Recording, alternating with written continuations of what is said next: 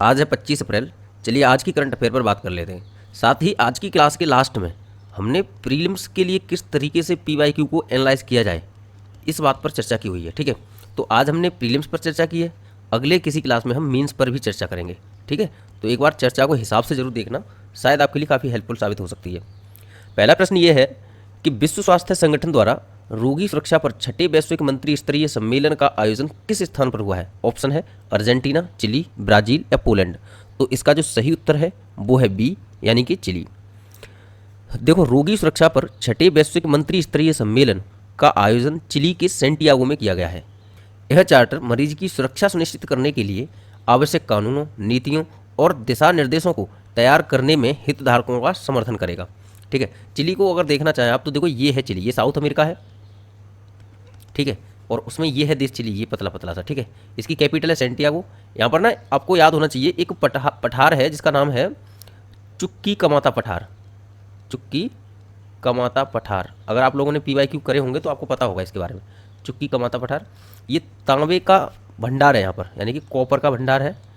इसको कॉपर की कैपिटल भी कहा जाता है। ठीक है, विश्व की कॉपर की कैपिटल कहा जाता है, कॉपर की कैपिटल। ठीक है, ये चीज़ याद रखना। आगे बढ़ते हैं।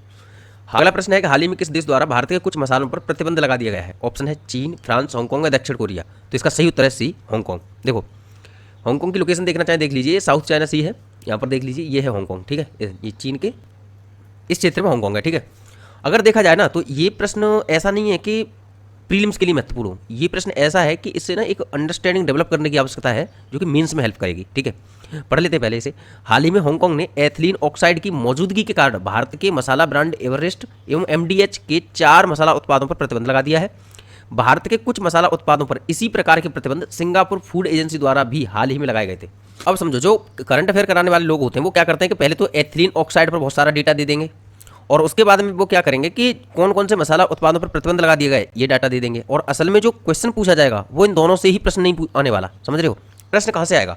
प्रश्न यहाँ से आएगा कि समझने वाली बात यह है कि आजकल भारत के कुछ जो प्रोडक्ट्स हैं उन पर रेस्ट्रिक्शन लगाया जा रहा है, और वो रेस्ट्रिक्शन ऐसे नहीं कि खुले तौर पर लगा रहे हो कि हम आने ही नहीं देंगे अपने देश में। कुछ ना कुछ इन पर वो एक लॉजिक निकाल के ला रहे हैं कि हम इस पर रेस्ट्रिक्शन इसलिए लगा रहे हैं क्योंकि इसके पीछे रीजन ये है।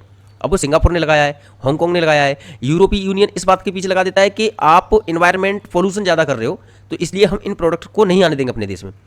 तो हमें मेंस के लिए समझने की क्या जरूरत है? देखो, अगर कोई प्रोडक्ट नहीं जाने दे रहे हैं हमारा, चाहे यूरोप में या अन्य देशों में, तो उसके पीछे दो ही रीजन हो सकते हैं। पहली कि हमारी जो क्वालिटी है प्रोडक्ट की वो वर्ल्ड लेवल की क्वालिटी नहीं है। ठीक है, ये भी चिंता का विषय है।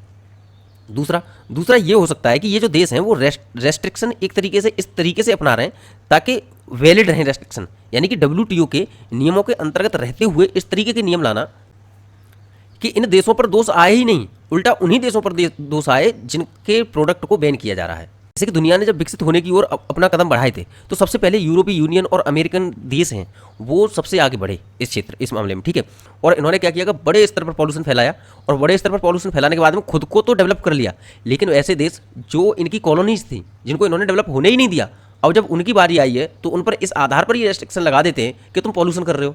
अरे भाई, पूरी दुनिया का पॉल्यूशन तो आपने फैला रखा है और आप हमें इस तरीके से नियमों में प्रतिबंधित कर रहे हो कि हम अपने किसानों को भी सब्सिडाइज नहीं कर सकते।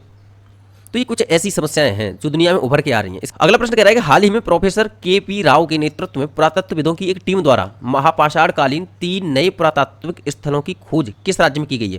ऑप्शन है आंध्र प्रदेश, दूसरा है तेलंगाना, तीसरा है तमिलनाडु और चौथा है केरल। इसका जो सही उत्तर है वो है बी, यानी कि तेलंगाना। देखो, इस जगह पर नए नए प्रकार के स्मारक हैं जो भारत के अन्य क्षेत्रों में अभी तक कहीं नहीं पाए गए हैं। आमतौर पर इस क्षेत्र में एक प्रकार का महापाषाण स्मारक पाया जाता है जिसे डोलमेन सिटोर्टस के नाम से जाना जाता है। ठीक है, ये नाम याद रखना बस। ठीक है,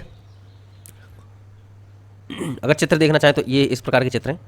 अब अगले प्रश्न पर आ जाते हैं कि विश्व टीकाकरण सप्ताह कब मनाया जाता है? तो देखो, 24 से 30 मार्च या 24 से 30 अप्रैल, मई या जून। तो इसका सही उत्तर है बी, 24 से 30 अप्रैल। ठीक है, देखो, प्रतिवर्ष अप्रैल के अंतिम सप्ताह 24 से 30 अप्रैल में विश्व टीकाकरण सप्ताह के रूप में मनाया जाता है। इस वर्ष विश्व टीकाकरण सप्ताह 2024 की जो थीम है वो क्या है?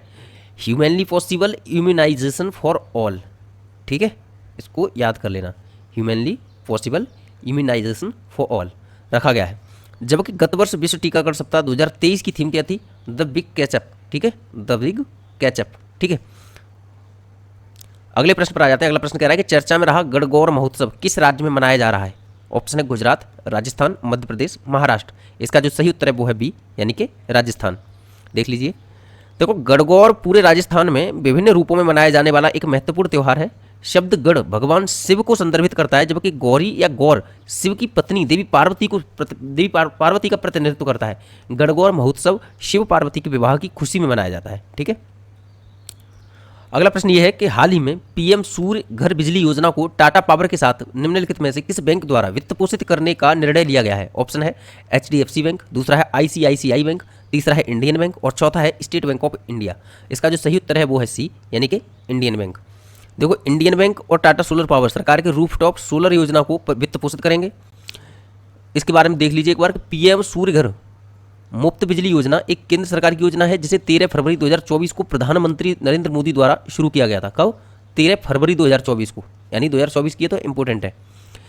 इस योजना का लक्ष्य भारत में 1 करोड़ घरों को मुफ्त बिजली प्रदान करना है। ये वाला डाटा 1 करोड़ घरों को, ठीक है, 1 करोड़ घरों को छत पर सौर ऊर्जा उत्पादन इकाई स्थापित करके परिवार प्रति माह 300 यूनिट मुफ्त बिजली प्राप्त कर सकते हैं। ठीक है, भारत सरकार ने पीएम सूर्य घर मुफ्त बिजली योजना के लिए 75,021 करोड़ रुपए आवंटित किए।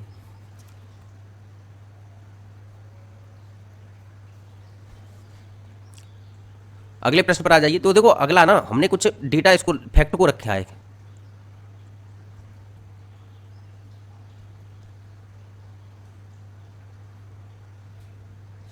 अब आगे बढ़ते हैं।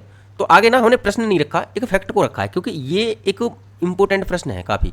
ये हमने पहले बता चुके हैं इसके बारे में, लेकिन इसके बारे में थोड़ा सा फिर से जानकारी इसलिए लेके आया हूँ क्योंकि ये ना एक लैंडमार्क साबित हो सकता है भारत के लिए। ठीक है, तो इसलिए इस चीज़ को याद रखना है, इसके डेटा को याद रखना है। भारत और गुयाना के बीच रक्षा साझेदारी में 2 डोर्नियर 228 विमान सौंपे गए थे भारत के द्वारा गुयाना को। ठीक है, तो गुयाना जो है वो साउथ अमेरिकन देश है एक। ठीक है, जैसे कि ये है गुयाना, देख लीजिए इसकी जो कैपिटल है वो क्या है? George town. ठीक है, अब इसमें समझने वाली बात क्या है कि इस सौदे के लिए गुयाना रक्षा बल ने $23.27 मिलियन के ऋण पर भारत के साथ लाइन ऑफ क्रेडिट यानी एलओसी पर हस्ताक्षर किए थे। देखिए, इसका मतलब क्या है? इसका मतलब ये है कि जो गुयाना है उसने जो डोर्नियर 228 विमान खरीदे हैं वो लोन पर खरीदे हैं। समझ में आ रहा है? यानी कि भारत से पहले लोन ली और उसके बाद में ये खरीदे हैं। अब ये लाइन ऑफ क्रेडिट है ना, ये एक प्रकार की लोन ही है। बस इसमें अंतर ये है कि मान के चलो लोन क्या होता है कि भाई आप गए, आपने पूछा भाई कि आप लोन किस हिसाब से दोगे, यानी कि उसकी इंटरेस्ट रेट क्या होगी, तो उन्होंने कही कि 2% होगी, तो उन्होंने ले लिया। वो 3 महीने बाद फिर से गए, फिर से इन्हें आवश्यकता पड़ी, उन्होंने अब पूछा कि भाई इंटरेस्ट रेट कितनी है, तो इन्होंने कहा 3% है, तो 3 पर लिया। तो इस तरीके का मान के चलो लोन है। लेकिन लाइन ऑफ क्रेडिट क्या है? लाइन ऑफ क्रेडिट ये है कि भाई ये बताओ तुम्हें कितने पैसे की आवश्यकता है, कि भाई हमें है 23.27 मिलियन डॉलर की। ठीक है, तो वो कहेंगे ठीक है, हम इसको आपको 0.1% पर दे देंगे लोन। ठीक है, अब जरूरी नहीं है कि ये सारा का सारा पैसा इन्हें अभी के अभी चाहिए, कभी भी चाहिए, कभी भी आवश्यकता हो सकती है। तो इनकी 23.27 यानी 23.27 की एक लाइन खींच दी कि ये लो, ये है इनकी लाइन ऑफ क्रेडिट। और ये रहा गुयाना, क्या है ये? गुयाना। अब ये यहाँ से इस लाइन तक कभी भी पहुँच सकता है, इस लाइन तक पार नहीं जाना, इस लाइन तक कभी भी पहुँच सकता है। उसकी इंटरेस्ट रेट यही रहेगी। समझ में आया? यानी जो इंटरेस्ट रेट है वो पहले से निर्धारित कर दी जाती है और उतनी जितने पैसे पर इसकी इंटरेस्ट रेट निर्धारित की गई है, ये किसी भी समय जा करके इस पैसे का यूटिलाइज कर सकते हैं। बस इतनी सी बात है।